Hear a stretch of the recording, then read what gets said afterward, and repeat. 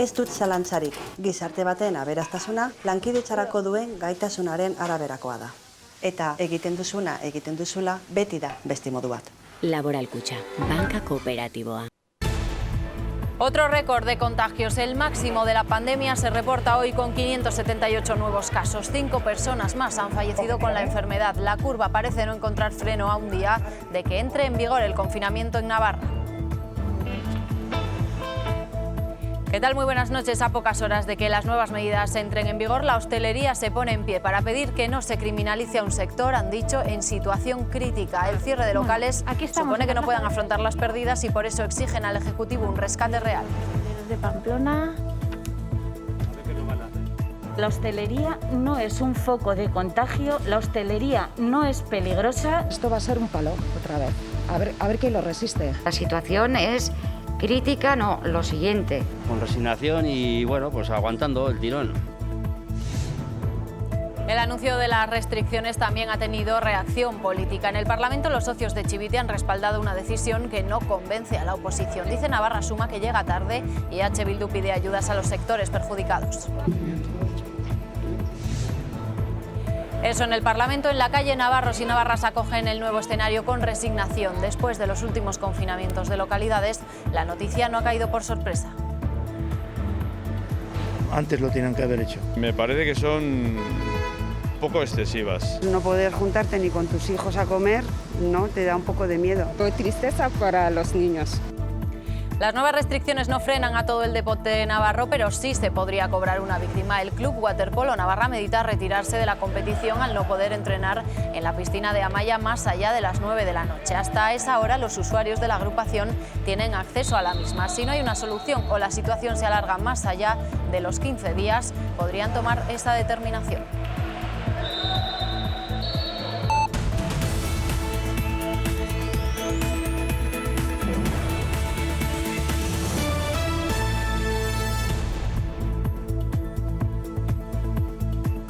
Ayer a esta hora les contábamos que el Gobierno había decidido confinar a Navarra ante el avance sin freno de la pandemia. 24 horas después les contamos que la comunidad foral ha registrado un máximo histórico de contagios por coronavirus. 578 personas han sido diagnosticadas y 5 han muerto con la enfermedad.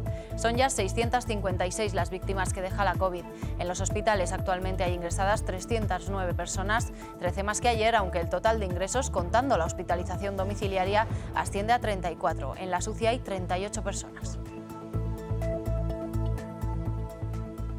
La tendencia sigue al alza, ya lo ven, a un día de que Navarra adopte las nuevas medidas para tratar de ponerle freno y que ayer anunciaba la presidenta Chivite. Vamos a recordarlas. El jueves a las 12 estará prohibido salir y entrar de nuestra comunidad sin causa justificada, es decir, entra en vigor el cierre perimetral. Además, será obligatorio crear burbujas de convivencia entre los que vivan en cada domicilio. Eso sí, se permiten las reuniones de un máximo de 6 personas en espacios públicos, sean o no convivientes. Esta nueva orden supone también el cierre de la hostelería, aunque se permite servicio a domicilio hasta las 9 de la noche. Todo referente al comercio, cultura y deporte abrirá hasta la misma hora y se reduce el 50% la capacidad del transporte público.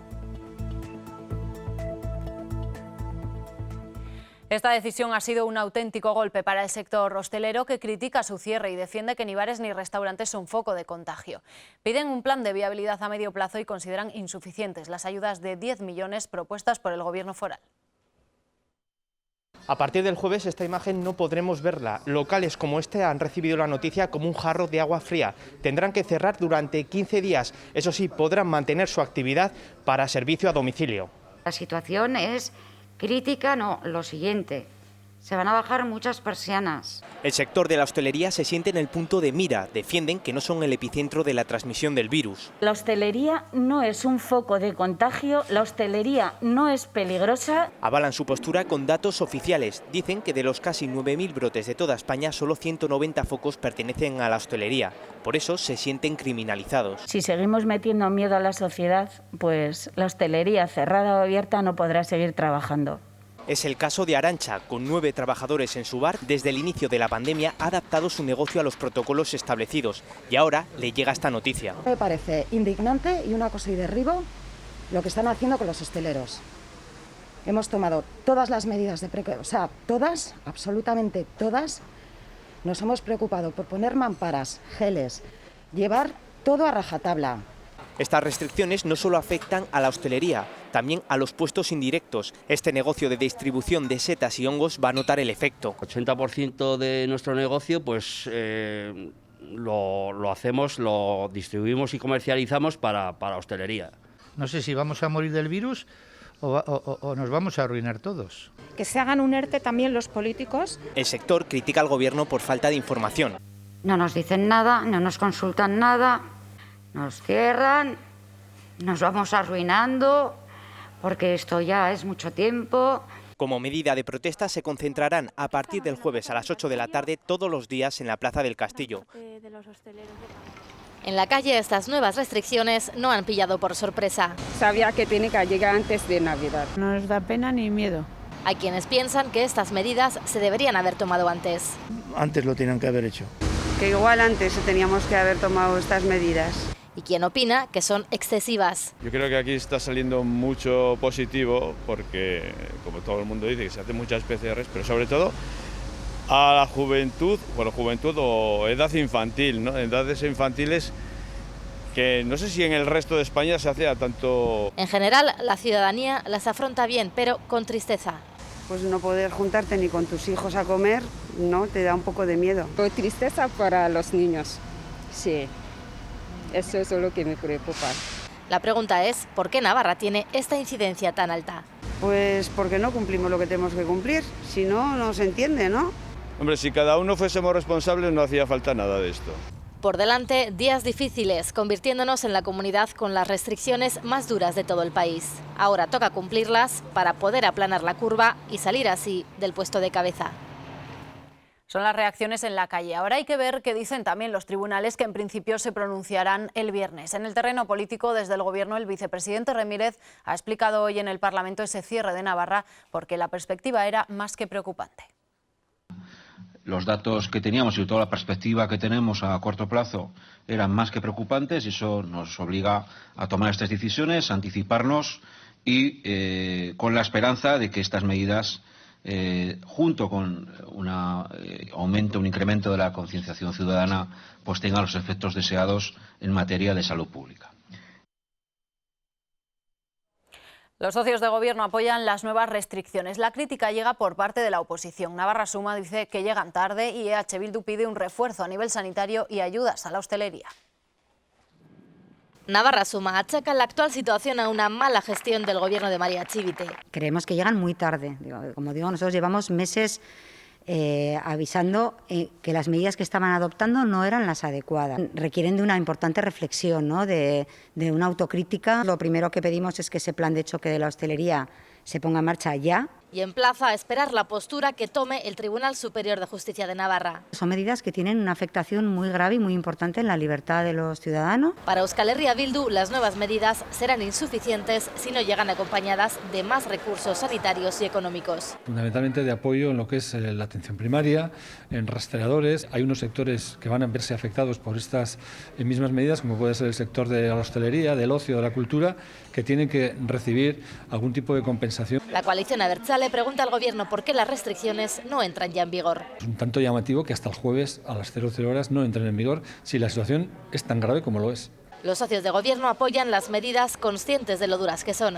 Gero Abay insiste en que hay que cambiar los criterios en el volcado de datos. Estamos viendo que nuestras PCRs son más numerosas que en cualquier otro sitio. Un momento en el que el Gobierno tiene que tomar decisiones duras, pero que deben ser coadyuvantes con que salgamos de esta situación. Unas nuevas medidas que entrarán en vigor el jueves, pendientes del aval de los tribunales.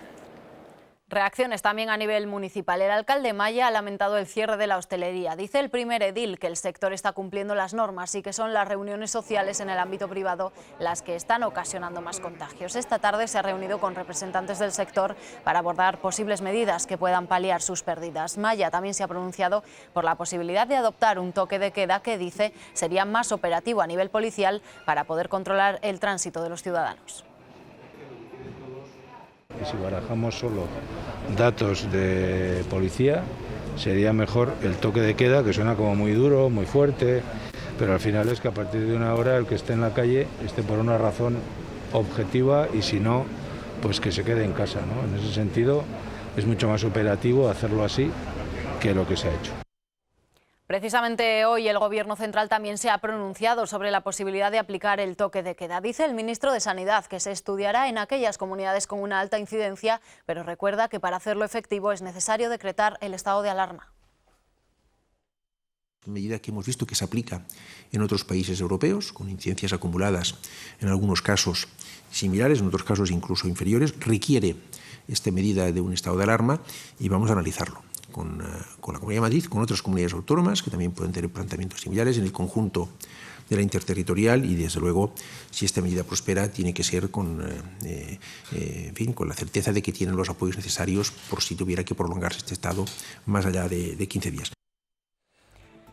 Lo decía el ministro en un día en el que España ha notificado un total de 13.873 contagios nuevos y 218 fallecidos. Madrid ha reportado casi un tercio del total de contagios. Navarra, por cierto, encabeza la incidencia acumulada de las últimas 2 semanas con una tasa superior a 1.000 casos por cada 100.000 habitantes. La media del país está en 323. Y todo esto a la espera de que una vacuna segura ayude a doblegar la curva de contagios. Hoy Salvador Illa ha anunciado que será en diciembre cuando España reciba las primeras dosis del compuesto de la empresa AstraZeneca si este supera todos los filtros. En concreto, el mes de diciembre está previsto, si no hay ningún retraso, que recibamos 3.155.547 dosis y progresivamente hasta el mes de junio hasta los 31 millones de dosis, 31 millones y medio de dosis que recibiríamos.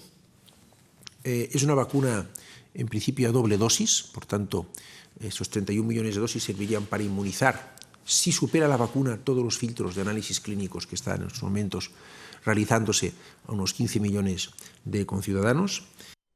Y seguimos en Madrid porque hoy el Congreso celebraba una sesión de la Comisión Constitucional en la que se debatía una proposición no de ley presentada por el Partido Popular sobre la defensa de la identidad de Navarra, punto que ha sido rechazado al votar a favor únicamente UPN, Vox y Ciudadanos, además de los populares. Ha sido tras el debate cuando se ha producido un rifirrafe entre la portavoz del PP y presidenta de la formación en Navarra, Ana Beltrán, y el portavoz del PSOE, Santos Cerdán, quien ha denunciado amenazas e insultos por parte de Beltrán. La primera. Por lo tanto, pasamos. La señora Beltrán ha venido insultándome y amenazando con que me va, y disculpen las palabras, me voy a cagar con una querella y que no sabe con quién me meto. A mi pregunta de si me está amenazando, me ha vuelto a contestar, te vas a cagar. Eso que él relata es falso. Segundo, no ha sido Hay una en la testigo. sala. Y tercero, él lo que pretende ahora aquí, queriendo polemizar donde yo no voy a entrar, ya ha dicho lo que tenía que decir, falso, y además no compete a esta sala hablarlo, lo que quiere es que pase por alto su nefasta intervención.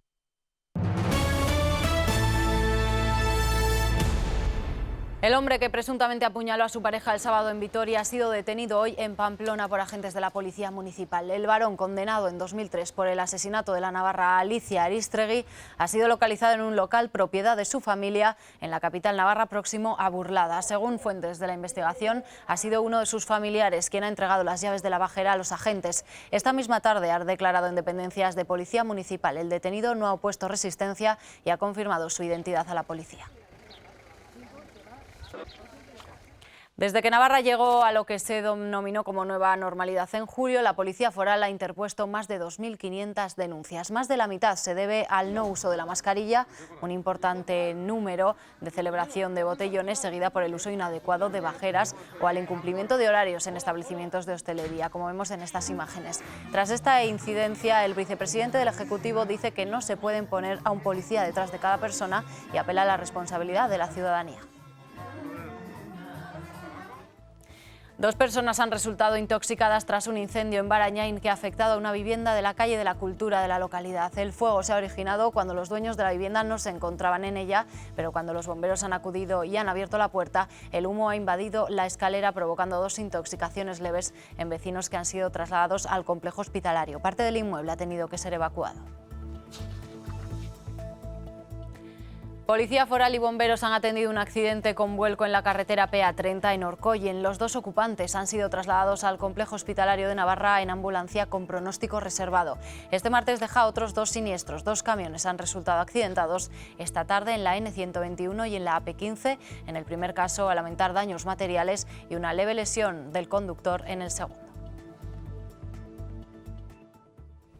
Cae la recaudación acumulada de la Hacienda Foral de Navarra casi un 10%, lo que supone algo más de 270 millones menos que hace un año. Al final de este tercer trimestre, la recaudación se ha situado en algo más de 2.500 millones de euros. El mes de septiembre permite comparar los datos interanuales, ya que el calendario de vencimiento fiscal coincide en fecha, lo que determina que la brecha recaudatoria se debe a la crisis económico-sanitaria generada por el coronavirus. Precisamente sobre este asunto y otras cuestiones como los presupuestos para el siguiente ejercicio o sobre las consecuencias de las nuevas medidas adoptadas, será preguntada la consejera de Economía y Hacienda esta noche a las 10:30. El Masaid se sienta cara a cara con Roberto Cámara para hablar de todo lo relacionado con la economía navarra. ¿Habrá acuerdo político para aprobar los presupuestos de Navarra en 2021? ¿Qué medidas se van a aplicar para hacer frente al impacto económico que está causando la pandemia en nuestra comunidad? Roberto Cámara se sienta cara a cara con la consejera de Economía y Hacienda del Gobierno de Navarra, Elma Saiz, este martes a las 10:30 de la noche en Navarra Televisión. Navarra Televisión, la televisión de Navarra.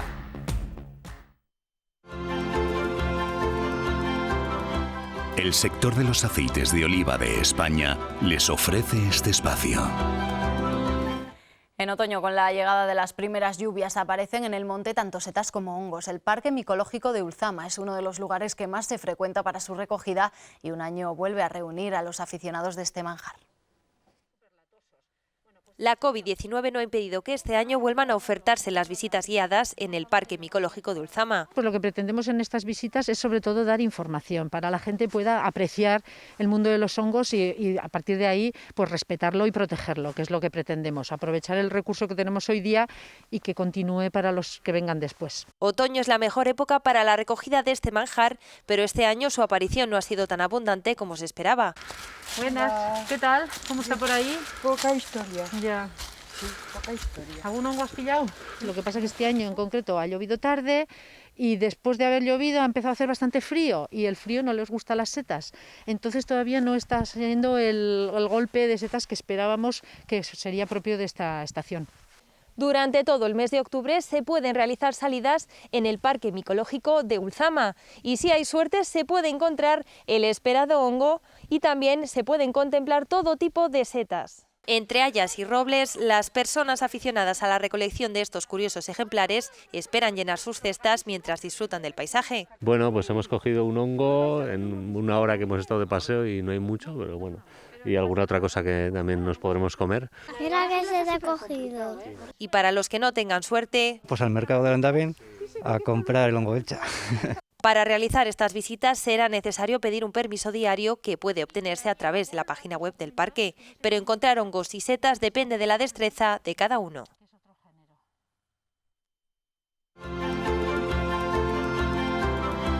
El sector de los aceites de oliva de España les ha ofrecido este espacio. Vamos ya con la información que nos deja el deporte navarro.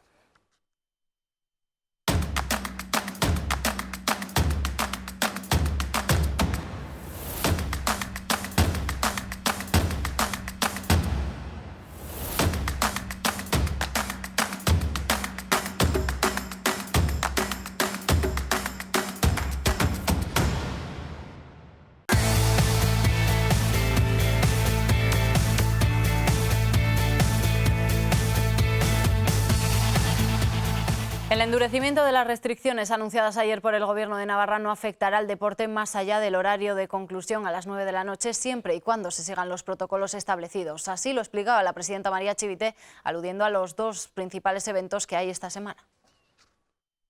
No hay encima de la mesa nada que tenga que ver con la vuelta ciclista porque no le influye. Porque puedes entrar para temas laborales y esto es una cuestión, entiendo. Bueno, también tiene que venir, si no me equivoco, a jugar al Sadar a algún equipo, ¿no? Pues tampoco habrá en ese sentido problemas. No se paralizan, por tanto, las competiciones de equipos profesionales. Sin embargo, uno de nuestros equipos en la élite, el Club Waterpolo Navarra, se plantea su futuro. La imposibilidad de entrenar más allá de las 9 de la noche en su piscina de Amaya, horario que tienen asignado una vez acaban los usuarios de la propia agrupación, ha hecho que se planteen abandonar la liga. Así lo han expresado esta tarde en un comunicado: si no hay solución y la situación actual se alarga en el tiempo. Cabe recordar que el Club Waterpolo Navarra sufrió la suspensión de su partido de este sábado 45 minutos antes, al serle notificado un positivo de un jugador rival del Mataró que ni siquiera había viajado a Pamplona. Uno de los directivos de Osasuna dio positivo por coronavirus, motivo por el cual se restringió por precaución los movimientos del resto con los que había tenido contacto y se sometieron a las pruebas PCR. Esta mañana hemos podido ver al presidente Sabalza a la salida del juzgado. El juicio contra 7 exdirectivos por delito fiscal en el año 2013 se ha suspendido. Purroy no ha asistido y su nuevo abogado renunció ayer al anterior. Ha pedido un aplazamiento para estudiar el caso. Además, Manolo Ganuza no ha ratificado el acuerdo entre las partes porque defiende que nunca firmó las cuentas de dicho año. El resto de acusados, Archanco, Pascual, Vandrés, Peralta y Vizcay, han estado presentes. El juicio se ha aplazado a mediados de marzo. Otra renovación más en Osasuna, las recientes de Unai o Rubén García, se suma a la de Sergio Herrera. El portero burgalés seguirá vinculado con el club rojillo hasta 2023. Así, el futbolista, que estaba en su último año de contrato, amplía su relación por 2 campañas más. La cláusula del cancerbero se eleva a los 11,5 millones de euros, mientras los rojillos militen en Primera División.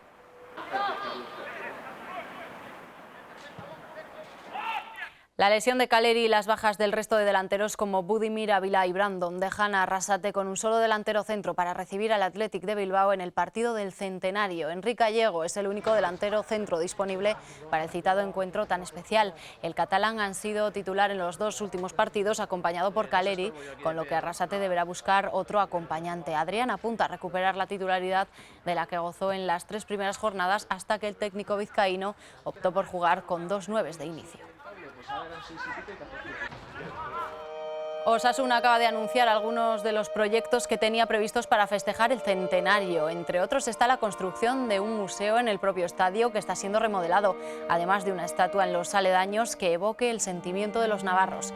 En los prolegómenos del partido del sábado se descubrirá el himno del centenario interpretado por Serafín Zubiri y diversos monumentos emblemáticos de la comunidad foral, como el Palacio de Navarra, el Ayuntamiento de Pamplona, el Acueducto de Noain o el Cerco de Artajona, entre otros, se teñirán de rojo. Se posponen 2 actos hasta que la situación mejore y el público pueda acudir al Sadar. Se trata de un concierto con un conocido grupo internacional y un partido ante un equipo de talla mundial. El partido de Segunda B de Osasuna Promesas en Tarazona se aplazó por los positivos en el filial rojillo. Sí jugaron los otros 3 representantes navarros. El tudelano ganó en casa al Egea, mientras que la Mutilvera se llevó el derbi ante Lizarra por la mínima. Pasar página de la pésima campaña, este fue el primer objetivo del tudelano, que recibió al Egea en el debut liguero, algo que los blanquillos consiguieron al ganar. Los locales gozaron de las primeras ocasiones de peligro, si bien los aragoneses pudieron adelantarse en el marcador en esta acción. Orbegozo hizo el primer tanto de la temporada en el minuto 20 al aprovechar una gran asistencia de Alex Sánchez. Apenas 6 minutos después, Suárez amplió la renta para los riberos, que pudieron sentenciar tras la reanudación del partido en su segunda mitad. Fue entonces cuando Egea comenzó a rondar el marco local, aunque no anduvo atinado. El tudelano falló otra ocasión para hacer el tercer gol, y el larguero evitó que los visitantes recortaran su desventaja en el ocaso del partido. Hemos jugado contra un rival importante del grupo y creo que el triunfo no ofrece ninguna discusión. Qué mejor que iniciar esta atípica temporada que con un derbi navarro 7 meses después del parón por la pandemia. La igualdad reinó en Mutilva. El portero visitante Irizíbar se lució con esta gran parada, aunque erró en esta otra acción de la segunda parte que fue resuelta por un compañero. Agudo fue expulsado por doble amarilla a media hora para la conclusión del choque, algo que animó a los locales, que se llevaron la victoria gracias a Maugo a 10 minutos para el final. Todo lo que sea empezar una competición tan express como es esta, ¿no?, con victoria, pues es de agradecer. Ya que conseguimos estar sólidos, estar bien con 10 jugadores, luego que te metan el balón parado, pues sí, encima del minuto 81 pues te das una sensación mala. Los estelleses no pudieron reaccionar. Alegría local, decepción visitante en este estreno. El próximo domingo podrán disfrutar en Navarra Televisión del derbi en la 5ª jornada de División de Honor Plata de balonmano femenino entre Loyola y Betionac. Las de Villaba se impusieron por la mínima 19-18 a Dominicos este pasado fin de semana. Un partido muy igualado en sus parciales. Las visitantes fueron en varios de ellos por delante en el marcador, pero en el último y decisivo, Urpea Betionac logró remontar para quedarse con los puntos. Eider Hernández, con 5 goles, fue la máxima realizadora local, seguida por Andrea Lovera con 4. Lagunac sigue firmando un gran inicio liguero al ganar en Basauri por 28-31 y es colíder, mientras que Loyola perdió 15-13 en el Goibar. 10 años después, el waterpolo 98-02 se proclamó campeón de la Supercopa de Euskal Herria. Las navarras doblegaron a Leioa por 9-8 en la piscina de Amaya en un encuentro muy igualado entre las anfitrionas y un recién ascendido a División de Honor. Tras su derrota en Menorca en el debut liguero, Básquet Navarra no pudo estrenarse en Arrosadía con un triunfo. La superioridad en la pintura del pívot del Prat, Da Silva, que terminó con 20 puntos, y la veteranía de Blanc acabaron con las esperanzas locales de un equipo que fue siempre a remolque en el marcador y solo se impuso en el último cuarto, cuando ya se les había escapado el partido. 76-88 de 12 perdió el conjunto de Jordi Juste, que tuvo un Jordan Blount con 24 puntos a su mejor jugador.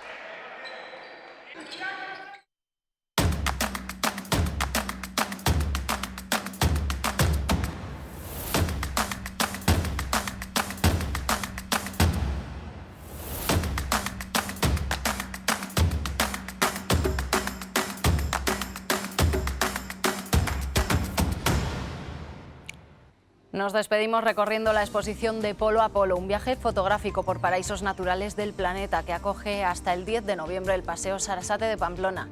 Ya saben que tienen más información en navarratelevisión.es. Volvemos mañana. Buenas noches.